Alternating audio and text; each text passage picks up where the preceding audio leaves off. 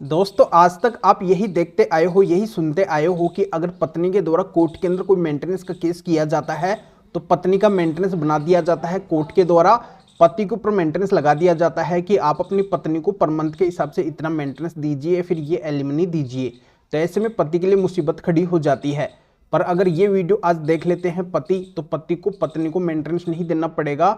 और पत्नी अगर मेंटेनेंस मांगती है कोर्ट के अंदर, अगर मेंटेनेंस का केस करती है तो पत्नी को मेंटेनेंस मांगने पे जेल के अंदर जाना पड़ेगा। एक अद्भुत कानून के बारे में इस वीडियो के अंदर बताऊंगा, एक ऐसे कानून के बारे में बताऊंगा, ये कानून अगर अप्लाई करते हैं पति अपने मेंटेनेंस के केस के अंदर तो पति को पत्नी को मेंटेनेंस नहीं देना पड़ेगा, एक भी रुपया नहीं देना पड़ेगा।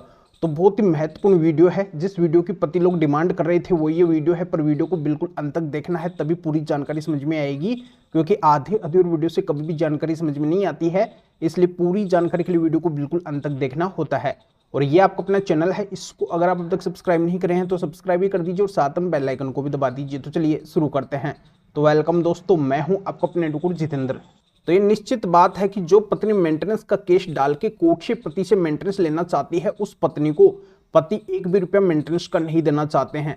वो इस वजह से नहीं देना चाहते हैं, उनका ये कहना होता है कि ये पत्नी हमारे खिलाफ पुलिस थाने और कोर्ट तक पहुंच गई है, हमें पुलिस थाने और कोर्ट के चक्कर इसने लगवाए हैं, हमें कहीं का भी इसने नहीं छोड़ा है, इसने हमारे ऊपर बहुत ही गंभीर और बहुत ही संगीन बेबुनियाद आरोप लगाए हैं। ये जब हमारे साथ में रही है तब भी इसने हमें बहुत ही ज़्यादा तंग और परेशान किया है, हमें कहीं का भी नहीं छोड़ा है। तो फिर इसको हम हमारी मेहनत की कमाई क्यों दें?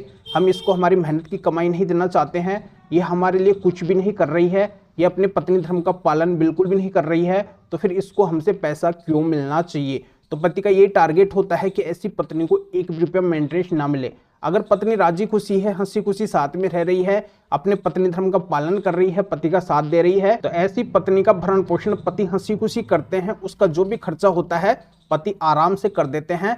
पर जो पत्नी ऐसी निकल जाती है उसका पति बिल्कुल भी भरण पोषण नहीं करना चाहते हैं। तो दोस्तों आज के वीडियो के अंदर में आपकी जो दुविधा है, जो आप चाह रहे हैं कि आपकी पत्नी अगर गलत है तो उसको आपको पैसा ना देना पड़े, तो बिल्कुल भी नहीं देना पड़ेगा। पत्नी अगर कोर्ट में जाके आपके खिलाफ अगर मेंटेनेंस का केस फाइल करती है तो मेंटेनेंस का केस फाइल करने पे पत्नी को जेल के अंदर अब जाना पड़ेगा, उसको कुछ भी नहीं मिलने वाला है। तो ध्यान से अब पूरे वीडियो को देखिए कि मैं क्या कहना चाहता हूँ, क्या समझाना चाहता हूँ, तब आप पूरी तरह से पत्नी को मेंटेनेंस देने से बच सकेंगे। तो सबसे पहले मैं आपको बताना चाहता हूं कि पत्नी के द्वारा जब कोई भी मेंटेनेंस का केस किया जाता है तो उस मेंटेनेंस केस के अंदर पत्नी के द्वारा झूठ का भी बहुत ज्यादा सहारा लिया जाता है। यानी कि एक्चुअल जो रियल बात होती है वो बहुत कम पत्नी के द्वारा बताई जाती है। तो बस आपका इसी बात से काम हो जाएगा। अगर पत्नी झूठ का सहारा लेती है मेंटेनेंस केस के अंदर, किसी भी तरीके की अगर झूठ बोलती है, झूठी गवाही देती है, झूठे बयान देती है, झूठा एफिडेविट देती है, तो ऐसा झूठा मेंटेनेंस का केस करने पे ऐसी पत्नी के खिलाफ आप कोर्ट के माध्यम से परजुरी का केस डाल सकते हैं। सीआरपीसी 340 और बीएनएसएस के सेक्शन 379 का केस फाइल कर सकते हैं। इसका मतलब यह है कि अगर पत्नी के द्वारा कोर्ट के सामने झूठ बोला जाता है, मेंटेनेंस लेने के लिए अगर झूठ का सहारा लिया जाता है, तो कोर्ट के द्वारा इन सेक्शंस के अंदर पत्नी के खिलाफ कार्रवाई की जाएगी और पत्नी को जेल तक भेजा जा सकता है और पत्नी का कोई भी मेंटेनेंस नहीं बनाया जाएगा, पूरे मेंटेनेंस केस को खारिज कर दिया जाएगा। तो पहला तो आपको मेंटेनेंस केस के अंदर मेंटेनेंस से बचने के लिए ये करना है, अगर पत्नी ने मेंटेनेंस केस के अंदर झूठ का सहारा लिया है तो उसके खिलाफ आपको ये सेक्शंस लगवाने हैं। और दूसरा आपको ये करना है कि अगर पत्नी वेल एजुकेटेड है, हाईली क्वालिफाइड है, अगर वो जॉब कर रही है या फिर जॉब कर सकती है या फिर जानबूझ के जॉब नहीं कर रही है या फिर अपने जॉब को छोड़ देती है मेंटेनेंस लेने के लिए, तो ऐसी पत्नी को आपको मेंटेनेंस नहीं देना पड़ेगा। यानी कि पत्नी अगर खुद कमाने में सक्षम है, वो अपना भरण पोषण खुद कर सकती है, उसको किसी से भरण पोषण की राशि लेने की जरूरत ही नहीं है। पर वो मेंटेनेंस लेने के लिए, भरण पोषण की राशि लेने के लिए हाथ पे हाथ रख के बैठी रहती है, कुछ भी काम नहीं करती है या फिर काम भी करती है फिर भी वो मेंटेनेंस का केस करती है, तो ऐसी पत्नी को अब आपको भरण पोषण की राशि नहीं देनी पड़ेगी, मेंटेनेंस नहीं देना पड़ेगा। या फिर पत्नी बिना किसी कारण के पति से अलग रहती है, उसके पास में अलग रहने का कोई भी उपयुक्त कारण नहीं है, अगर वो कारण भी बताती है कि मुझे पति ने मारा है, पीटा है, मेरा भरण पोषण नहीं करते थे तो इस वजह से मुझे अब भरण पोषण की जरूरत है, तो उन कारणों को पत्नी को साबित करना पड़ेगा, उनके सबूत पत्नी को मेंटेनेंस केस के अंदर देने पड़ेंगे, तभी वो कारण माने जाएंगे। अगर पत्नी के द्वारा कोई भी एविडेंस या फिर सबूत नहीं दिया जाता है उन कारणों का, तो वो कारण नहीं माने जाएंगे। बिना कारण के अलग रहना ही माना जाएगा कि पत्नी बिना कारण के ही अलग रह रही है और ऐसी पत्नी को पति को भरण पोषण नहीं देना पड़ेगा। तो इसके लिए पति को क्या करना है, जहां पे भी मेंटेनेंस का केस चल रहा है उस मेंटेनेंस केस के अंदर स्पेशल माननीय सुप्रीम कोर्ट और हाई कोर्ट के 10 जजमेंट्स लगाने हैं।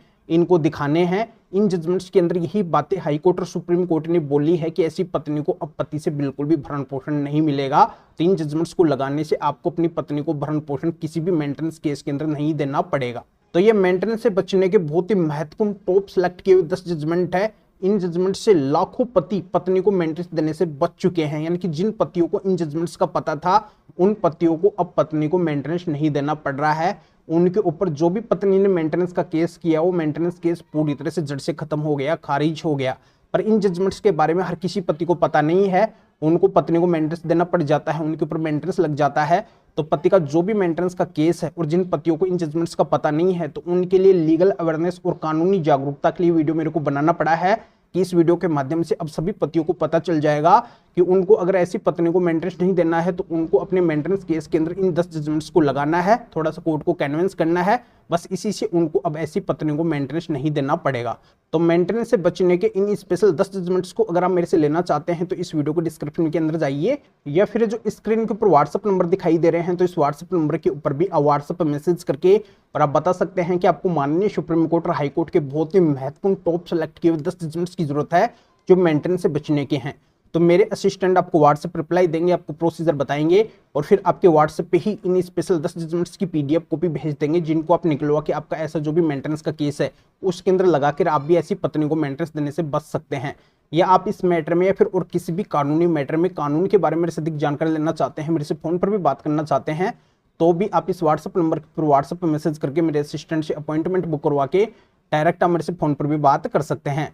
तो अभी आप इस वीडियो को लाइक भी करें और शेयर भी करें जो उन लोगों को भी इस कानूनी प्रोसीजर का पता चल सके, वो भी अवेयर हो सके, वो भी माननीय सुप्रीम कोर्ट के इन 10 जजमेंट्स के जरिए से अपनी ऐसी पत्नी को मेंटेनेंस देने से पूरी तरह से बच सके।